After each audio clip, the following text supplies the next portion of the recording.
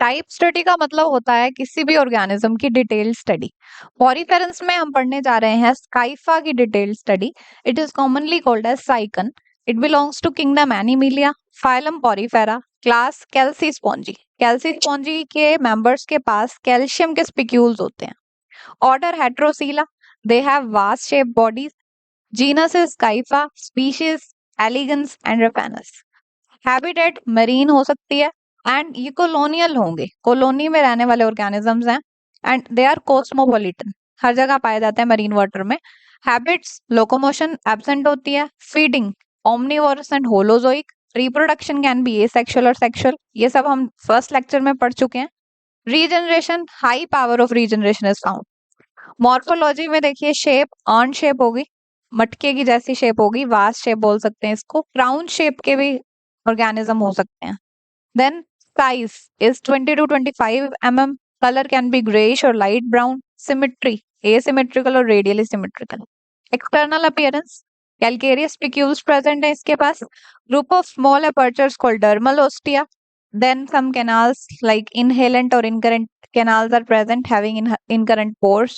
Central cavity is spongiocele और paragastric cavity.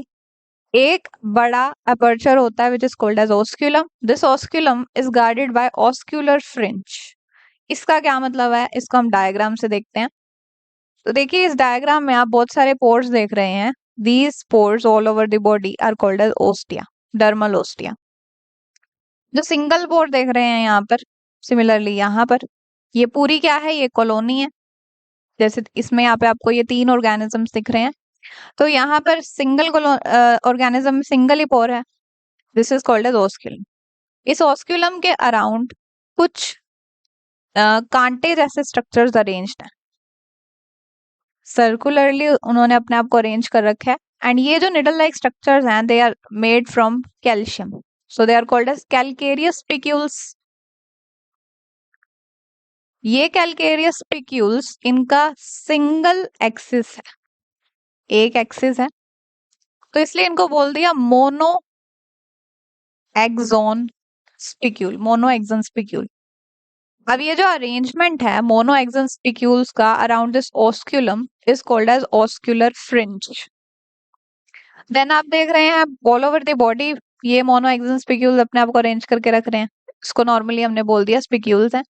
फिर इसका बेस देखिए, कॉलोनी का बेस सबस्ट्रेटम से अटैच्ड है, so we can say that this organism is sedentary. Next is canal system of sycon, बहुत ही इंपॉर्टेंट सिस्टम है। This system is also called as aquiferous system, मतलब ये पानी से रिलेटेड है, एक्वी वर्ड यूज किया है। 3 तरह के केनाल सिस्टम होते हैं पॉरीफेरेंस में, दैट आर एस्कोनॉइड, साइकोनॉइड एंड ल्यूकोनॉइड। बट हम बात कर रहे हैं साइकन की या स्काइफा की, तो हम सिर्फ उसके अंदर जो केनाल सिस्टम होता है उसको देखेंगे। तो इसके नाम पे ही इसके केनाल सिस्टम का नाम है, that is syconoid canal system. Actual में केनाल सिस्टम क्या है, it is a system of interconnected canals of different types. अब हमें करना क्या है, हमने साइकन लिया, उसको हॉरिजॉन्टली कट कर दिया, दिस इज साइकन। इसको हमने यहां से कट किया। इस कट सेक्शन को जब हम ऊपर से देखेंगे तो हमें पता लगेगा कि अंदर कुछ ट्यूब्स दिख रही हैं, वो कुछ इस तरह से दिखेंगे। तो ये व्यू होगा ऊपर से। अब इसको देखते हैं ये क्या है। सबसे पहले देखिए इसको बनाना किस तरह से है, ऑल्टरनेटली कुछ कैनाल्स बनानी है। पहले हमने बनाना एक ब्लाइंड सैक, यहाँ से ये यू शेप है, उसके बाद हमने नीचे जाते हुए इसको ऐसे कर्व कर दिया, अंदर से ब्लाइंड कर दिया, बंद है अंदर से।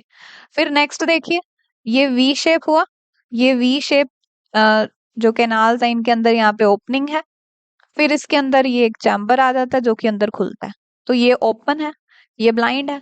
फिर नेक्स्ट देखिए फिर से ब्लाइंड है, फिर नेक्स्ट ओपन है। तो इस तरह से ऑल्टरनेटली ब्लाइंड ओपन सैक्स प्रेजेंट हैं इन कैनाल्स की। अब इनका फ्लो देखते हैं। हम ये जानते हैं कि ये ऑर्गेनिज्म मरीन वाटर में रहते हैं, तो ये मान लेते हैं ये मरीन वाटर है। इस वाटर में रहते हुए इसी वाटर से ही सारे न्यूट्रिएंट्स ऑब्टेन करने हैं। जो भी इनका वेस्ट है उस वेस्ट को उस वाटर के थ्रू ही बाहर निकालना है। तो पहले ये क्या करेंगे, इस पानी को अपनी बॉडी के अंदर लेंगे। तो ये पानी इनकी बॉडी के अंदर आएगा by the help of dermal ostia. यहां से पानी एंटर किया, यहाँ एंटर करने के बाद ये जाएगा अंदर एक कैनाल में which is called as incurrent canal. ये भी इनकरंट कैनाल है, ये भी इनकरंट कैनाल है। यहाँ पर जाने के बाद आप ये देख रहे हैं, यहाँ ये पोर दिख रहा है, वैसे ही ये पोर है। तो पहले जिस पोर में ये एंटर करेगा that pore will be called as prosopyle. तो ये सारे ही मतलब फर्स्ट पोर्स हैं अंदर जो बॉडी में प्रेजेंट हैं। तो प्रो या प्रोटो वर्ड यूज करते हैं फर्स्ट के लिए। First pores are prosopyles. Okay, so prosopyle में एंटर करने के बाद अब ये पानी जाएगा आगे एक कैनाल में that is called as radial canal. ये जो वी शेप कैनाल आप देख रहे हैं ये सारी हो जाती है रेडियल कैनाल। फिर उसके बाद यहाँ पर ये जो वी के बेस पे ओपनिंग दिख रही है this is second internal opening, this is called as apopyle. यहां से पानी जाएगा इस चैम्बर में। इस चैम्बर के सरफेस पे कोलर सेल्स ने अपने आप को अरेंज कर रखा होता है। Collar cells are basically flagellated cells. तो इस चैम्बर को फ्लैजिलेटेड चैम्बर भी कहा जा सकता है। तो फ्लैजिलेटेड चैम्बर कह लीजिए या फिर इसे एक्स करंट कैनाल भी बोलते हैं बिकॉज ये अंदर आए हुए पानी को अब बाहर लेकर जाता है। तो एपोपाइल से पानी आया एक्स करंट कैनाल में, एक्स करंट कैनाल से स्पॉन्जोसील में, स्पॉन्जोसील से अब ये जाएगा ओस्क्यूलम और फाइनली बाहर। दोबारा देख लेते हैं इसका फ्लो क्या है।